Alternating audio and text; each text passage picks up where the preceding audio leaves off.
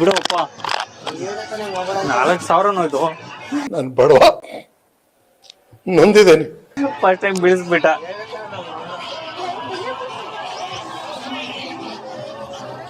ಬನ್ನಿ ತೇರ್ ನೋಡಕ್ ಹೋಗೋಣ. ಎಂಟ್ರಿ ಹೆಂಗಿದೆ ಅಂತ ನೋಡ್ಬೋದು.